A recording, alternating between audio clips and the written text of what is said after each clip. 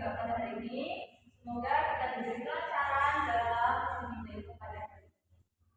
Nah, dilihat ada beberapa kursi kosong, ada yang tidak hadir, maka Ibu akan cek kehadiran terlebih dahulu. Pertama, Sarah, hadir dulu. Ahmad, hadir dulu. Anton, Kristina, hadir dulu. Ono, sakit, apa nama? Laki-laki. Tuh, nah ini. Beneran? Nggak tahu. Baru siapa ya? Ya. Oh, kayaknya Rahma. Sakit apa, Mas? Nggak bilang, Bu. Kok bilang sakit ya? Mungkin suratnya menyusul, Bu. Ya, nanti bisa kalian jemput ya, bisa kalian pastikan dulu sakitnya apa, ya. Kemudian bisa belajar bersama kita di depan. Gimana nih kayaknya belajar kalian itu tidak semangat hari ini? Semangat hari ini? Semangat. Kurang nih, maka karena kalian kurang semangat, Ibu mau main game dulu bersama kalian. Mau nggak main game? Mau. Ya, kita gamenya simpel aja. Kita main game kelipatan dan sebutkan salah satu nama hewan. Bisa kelipatan angka 3, 1, 2, yang ketiga menyebutkan satu nama hewan. Nama hewannya tidak boleh sama. Dia sudah disebutkan, harus menyebutkan yang lain. Ibu mulai atau mau coba dulu? Coba dulu. Kelipatan 2 dari Kristina. 1, 2, 3. Apa sih hewan? Itu buah-buahan. Nah, ini dia. Ini apa kita lihat. Ini olah lagi. Kelipatan 4 dari Sarah. 1, 2, 3. Hai Sarah. Pikirkan nama-nama hewan. Dan hewan itu boleh. Tapi kan ini melatih kecepatan dan kekuatan kalian. Baik, Ibu mulai lagi. Kelipatan 2 dari Rahma. 1. Ya. Kelipatan berapa? 2. Salah, masih 3.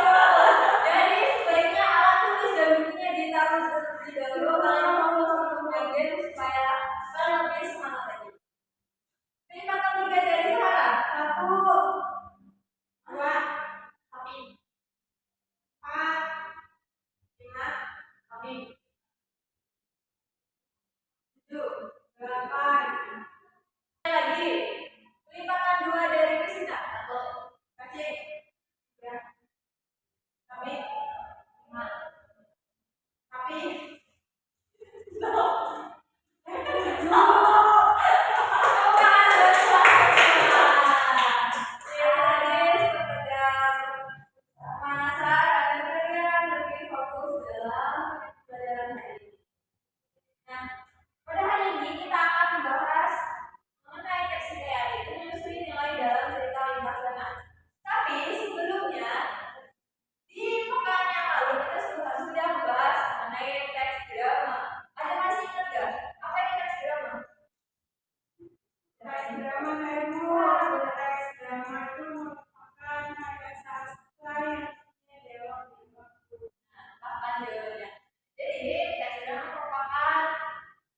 Gambaran kehidupan sehari-hari yang dituangkan melalui dialog-dialog yang bisa juga dipentaskan. Nah, itu kemarin juga sudah membahas tentang struktur. Ada yang masih ingat struktur teks drama itu apa aja? Benar, Bu? Nasional, prolog, dialog, dan epilog. Pas kali jadi struktur drama itu ada 3, ada prolog, dialog, dan epilog. Prolog itu orientasi atau bagian pembuka, dialog itu inti serta, dan epilog itu pembukaan. Nah, jika sudah memahami mengenai teks drama yang sudah kita bahas pada pekan lalu,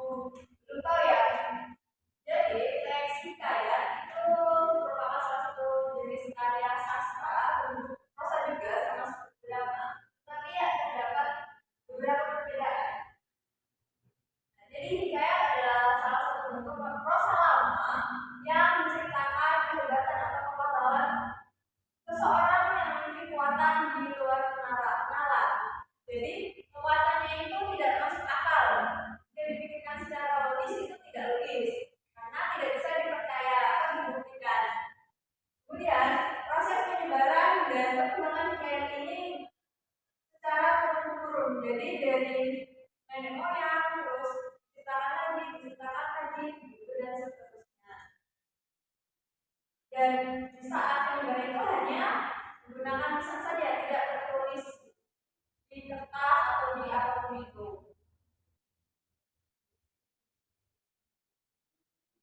Nah, di dalam teks hikayat itu ada seperti teks drama, itu ada unsur-unsurnya, itu ada dua unsur, intrinsik dan ekstrinsik. Ekstrinsik. Nah, unsur intrinsik itu ada tema, tokoh, penokohan, alur, latar, dan bahasa, sudut pandang, dan juga makna. Ada yang tahu tema itu apa? Gagasan atau ide pokok dari cerita hikayat itu sendiri. Yang kedua itu ada tokoh. Tokoh itu apa? Pelaku yang ada di cerita. Pelaku yang ada di cerita, tegas sekali. Dan penokohan itu watak yang diberikan kepada tokoh tersebut. Kemudian ada juga alur.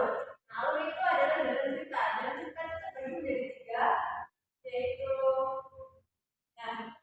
alur itu dibedakan menjadi tiga, yaitu alur maju, mundur, dan belakang. Jadi alur maju itu menceritakan tentang masa depan, alur mundur itu menceritakan masa lalu, dan cerita itu menceritakan gabungan antara masa depan dan juga masa lalu.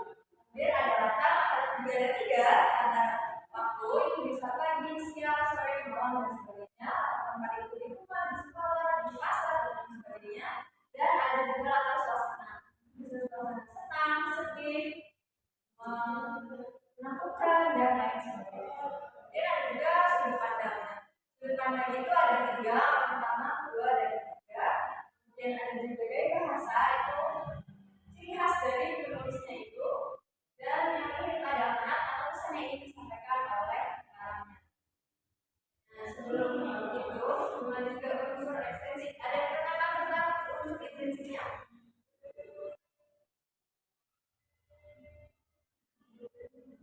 Nah, dia itu di bawah menunjukkan mengenai unsur ekstensif. Nah, unsur ekstensif itu ada lima, yaitu yang pertama latar belakang agama. Jadi bisa yang mengarangnya itu beragama Islam. Itu biasanya dia menceritakan sesuai dengan agamanya itu mengenai misalnya baiknya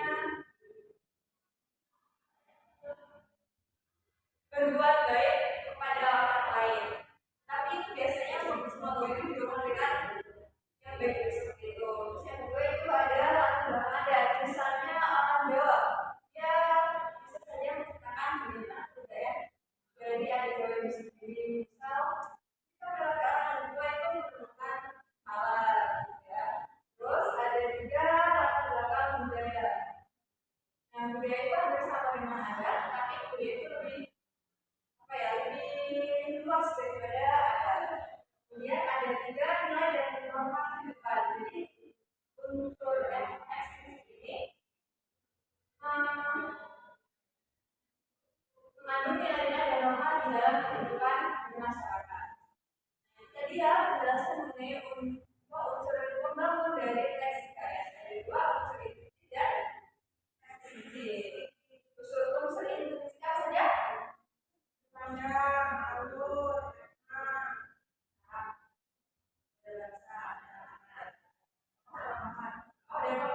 jangan lupa dalam tiket pasti ada protokolnya. Baik, lanjut. Kita akan belajar mengenai struktur teks hikayat. Jadi bisa tebak atau dari itu berapa unsur dari teks, berapa struktur dari teks hikayat? Nah, apa saja? Sebutkan tidak? Salah aja ya. Nah, jadi benar sebenarnya jawaban Rahma itu ada 6, tapi Rahma tidak bisa menyebutkan. Nah, jadi dalam teks hikayat itu ada 6 struktur. Yang pertama itu ada abstraksi. Jadi di bagian abstraksi itu adalah inti dari cerita yang akan dituliskan. Nah, abstraksi itu berupa rangkaian peristiwa cerita. Pada dasarnya dalam tulisan hikayat abstraksi bersifat opsional, bisa ada atau tidak. Kedua itu ada orientasi. Nah, orientasi itu adalah pembuka dari cerita di dalam teks hikayat. Mulai dari aspek waktu, tempat, dan suasana itu mulai diceritakan di dalam orientasi. Yang ketiga itu ada komplikasi. Komplikasi ini mulai masalah di dalam cerita. Jadi komplikasi itu bukan kejadian yang mengaitkan antara sebab dan akibat. Komunikasi juga diartikan sebagai puncak masalah, munculnya konflik dalam alur budaya. Jadi komunikasi ini adalah puncak dari masalah yang ada di dalam cerita tersebut. Kemudian yang keempat itu ada evaluasi. Setelah tadi ada masalah, maka ada penyelesaian. Jadi itu maksudnya bagian evaluasi. Terus yang kelima itu ada resolusi. Nah, resolusi itu adalah solusi dari masalah yang ada di dalam komunikasi, kemudian diselesaikan dalam evaluasi dan diberikan solusi di bagian resolusinya. Dan yang terakhir kita ada pada atau penutup. Nah, bagian ini itu biasanya pengarang memberikan atau menyampaikan pesan dari cerita yang sudah disampaikan. Ya. Nah, sebelum masuk ke karakteristik, ada yang ditanyakan mengenai struktur dari teks ya? Oh, jelas? Jika cukup, maka yang selanjutnya satu materi lagi yaitu mengenai karakteristik dari teks hikayat. Nah, jadi teks hikayat ini memiliki 6 karakteristik, yaitu yang pertama menggunakan bahasa Melayu. Jadi bahasa yang digunakan dalam teks hikayat itu biasanya menggunakan bahasa Melayu. Kemudian yang kedua itu karakteristiknya adalah istana sentris. Nah, kita cerita di dalam teks hikayat itu biasanya berada di lingkungan istana. Kemudian yang ketiga yaitu prologis. Nah, kita dikunci dari teks hikayat itu prologis tidak masuk akal. Jadi tidak bisa diterima oleh akal. Kemudian yang keempat itu bersifat statis, kaku dan tetap. Jadi ceritanya itu kaku banget, tidak bisa dibuat dinamis atau berubah. Kemudian yang kelima itu karakteristiknya ambil. Jadi pengarang dari teks hikayat itu tidak diketahui. Kenapa? Karena itu tadi teks hikayat itu diciptakan secara turun-temurun dari nenek kita. Dan yang terakhir itu ada menggunakan kata ateis, yaitu kata-kata yang jarang digunakan seperti dan sebelumnya. Nah, itu tadi karakteristik dari teks hikayat. Apakah dari materi-materi yang sudah dijelaskan ada yang ditanyakan? Ini hanya D1. Hanya D1. Tadi iya, soalnya bedanya iya.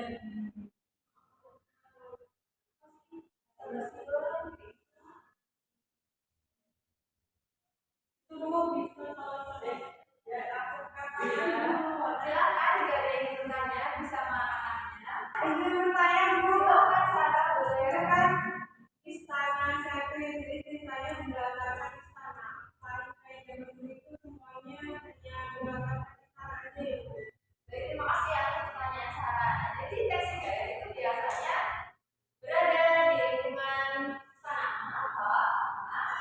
Tadi teks hikayat itu adalah cerita tentang seseorang yang memiliki kekuatan. Nah, biasanya orang-orang yang kekuatan itu berada di istana. Beda dengan kita, misalnya orang biasa kerjanya masih di rumah dan lain sebagainya. Sedangkan kalau tinggal teks hikayat itu biasanya terjadi di istana. Maka dari itu karakteristik dari teks hikayat itu adalah istana. Jawab Sarah? Jawab Ibu. Sama-sama.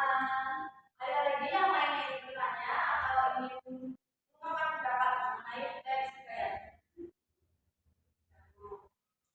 Nah, jika tidak ada, Ibu akan memberikan tugas kelompok.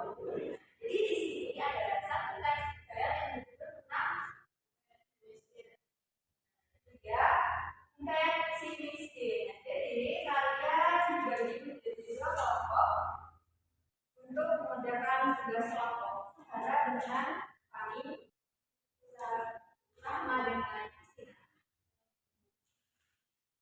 Jadi tugas kalian pada hari ini adalah mengidentifikasi unsur intrinsik, ekstrinsik, dan juga struktur dari teks hikayat. Jadi ada 3 poin ya yang kalian kerjakan pada tugas diskusi kita hari ini.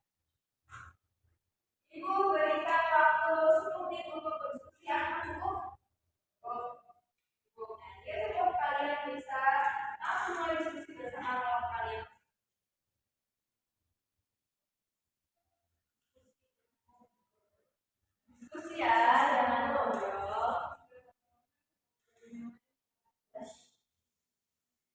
Ya sudah, diskusinya kelompok masing-masing ya. Yang kelompok sebelah.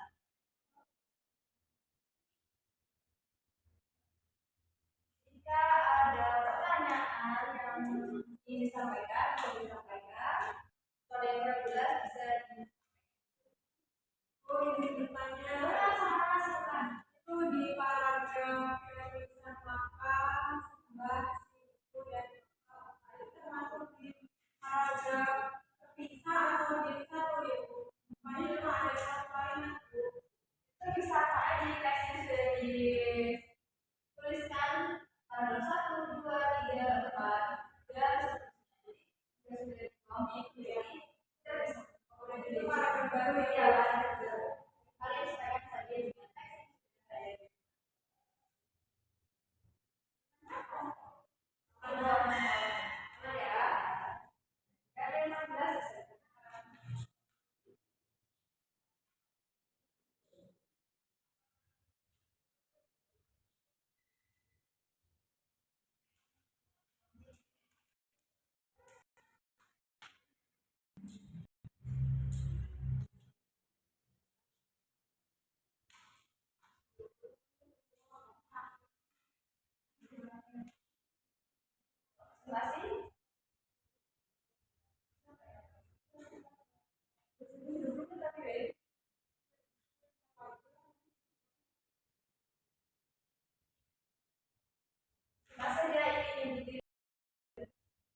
Bagaimana, apakah sudah selesai? Sudah Bu.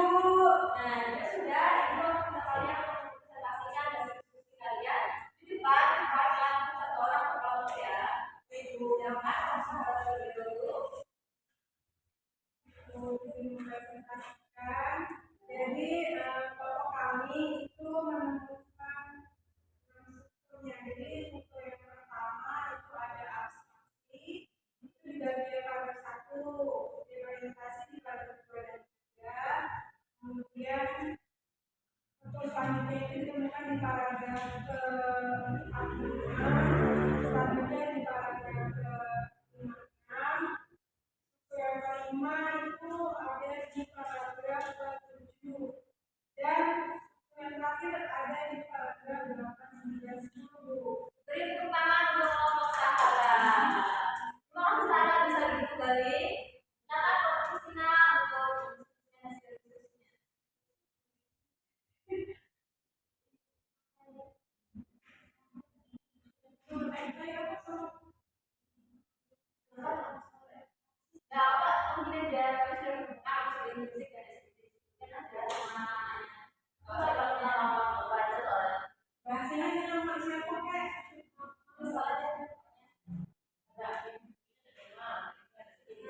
Ya, ada 5 muslim yang ada ini yang ada apa?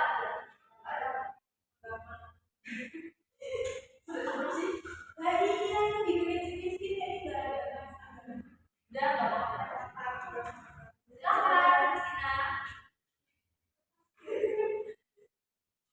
Nah, kalau dari kelompok 2 kami menemukan unsur intrinsik yang itu ada temanya. Nah, temanya berbicara tentang kehidupan orang miskin. Dia ada tokoh dan tokohan itu ada raja, ada semiskinnya, dan ada pangeran. Kemudian ada alurnya itu alur maju. Dan anak-anaknya itu kita harus rajin, nggak boleh salah satu. Terima kasih tepuk tangan buat kelompok. Ya, terima kasih untuk anak-anak kelompok 1 dan 2 yang sudah mempresentasikan diskusinya pada hari ini. Diskusi kalian cukup baik, sudah menyampaikan hasil diskusi yang sesuai dengan apa yang diceritakan mengenai diskusi dan juga seterusnya.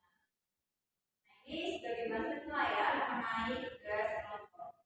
Nah, untuk tugas individu tidak diberikan, tapi nanti ada kuis. Apakah kalian siap untuk mengikuti kuis pada hari ini? Siap, Bu. Nah, silakan kalian siapkan gawai kalian. Kita akan bermain game. Kuis. Kuisnya tidak banyak, hanya 3 saja.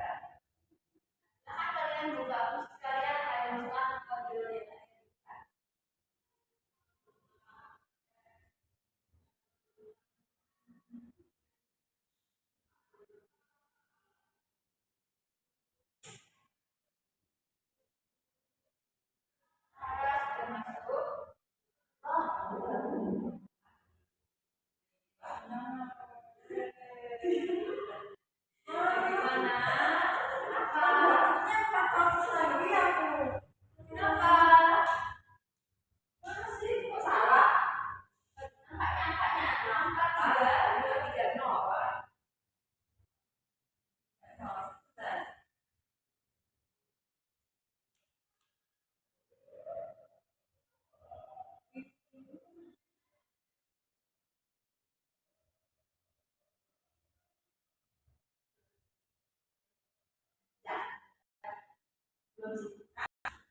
yang belum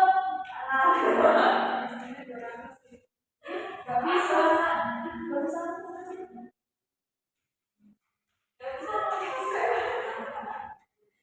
gak tahu berapa nilai fisiknya kalau 200 loh jangan direplan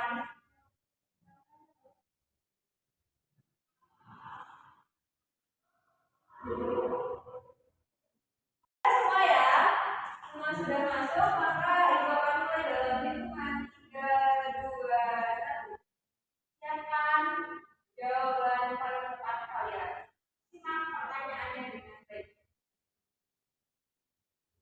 silakan jawab pertanyaan-pertanyaan hanya ada 3 saja ya jadi usahakan jawaban kalian itu tepat karena semua sudah dibahas kita pada waduh Rahma nomor 3 seorang mimpin ayo jawabannya pasti kurang tepat nih terus harus sudah mimpin mengikuti Sarah Sarah sudah selesai nih ya tinggal Christina dan Rahma lagi wah Christina selesai Rahma sudah selesai ayo kita lihat siapa pemenangnya dan lempar dulu nih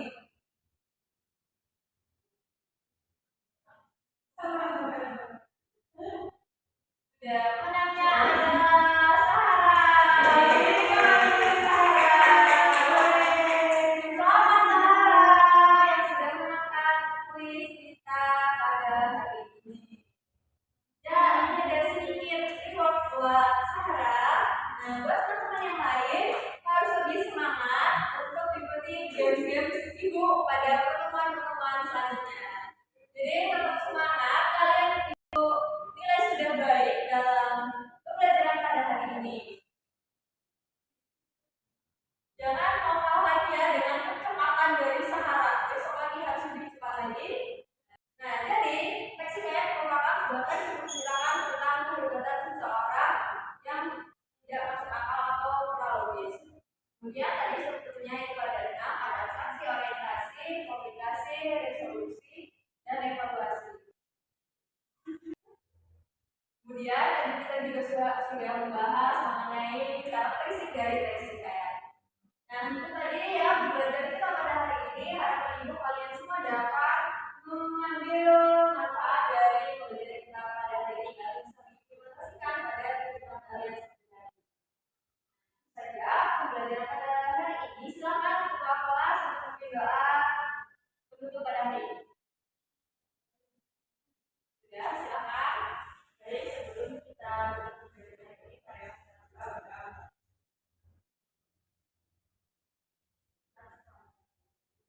baik, terima kasih Rahma sudah berdoa pada hari ini. Semoga pembelajaran kita hari ini bisa berkat berkah dari Tuhan Yang Maha Esa. Aku harap kalian semakin semangat. Terima kasih juga sudah aktif pada pembelajaran hari ini. Tutup. Wassalamualaikum warahmatullahi wabarakatuh. Assalamualaikum. Jadi jangan hati ya.